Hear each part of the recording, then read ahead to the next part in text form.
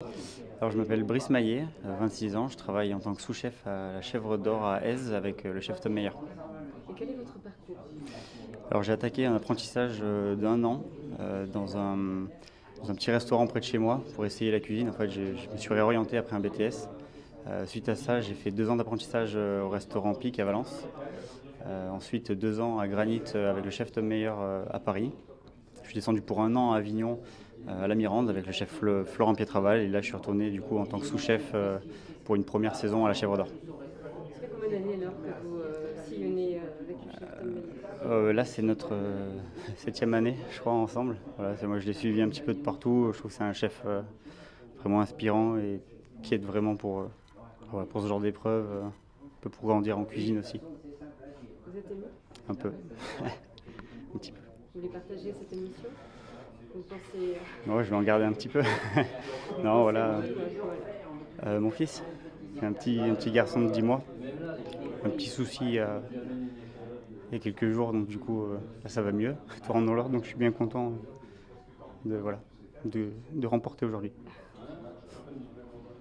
C'est votre premier concours? Alors en termes de concours, j'ai attaqué rapidement, puisque quand j'ai attaqué mon apprentissage en un an, au bout de 4 mois, je me suis inscrit au concours de meilleur apprenti de France. J'ai fait une médaille d'argent régionale. Ensuite, sur la seconde année d'apprentissage, je me suis réinscrit au meilleur apprenti de France, cette fois-ci des maîtres cuisiniers de France. Et,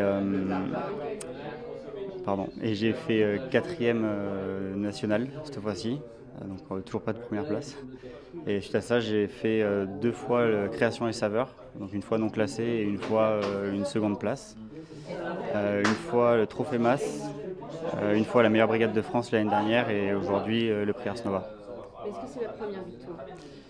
J'ai eu des victoires des fois ou des prix individuels. J'ai eu des victoires en régional pour les meilleurs apprentis de France, mais sur une épreuve nationale, c'est une toute première fois. Ouais. Bah, félicitations. Merci. Qu'est-ce qu'on ressent? Étant donné que c'est pas la fin, qu'il y a encore une épreuve internationale, j'ai envie de se remettre au travail. Enfin, voilà, maintenant j'ai eu un peu de débrief des chefs.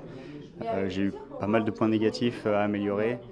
Je sais aussi quels sont les points positifs, donc maintenant se reposer un petit peu et puis après se remettre au travail pour aller remporter l'international. Pourquoi vous êtes inscrit à ce concours?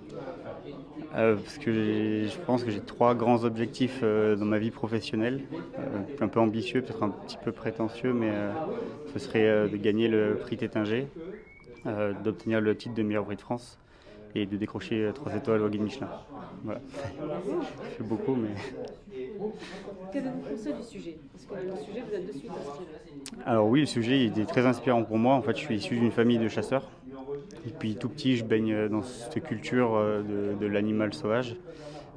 Du coup, que ce soit pour la création de la recette ou pour l'importance que j'attachais au produit au moment où je le travaillais et pendant mes entraînements et aujourd'hui, à chaque fois c'était important pour moi de pouvoir le valoriser, de pouvoir aussi démontrer que c'est quelque chose que je connaissais, que j'avais déjà vu et qui me tenait à cœur de mettre en valeur. Vous êtes originaire de quelle région? Moi je suis drômois. Je suis drômois, donc à Vesques exactement.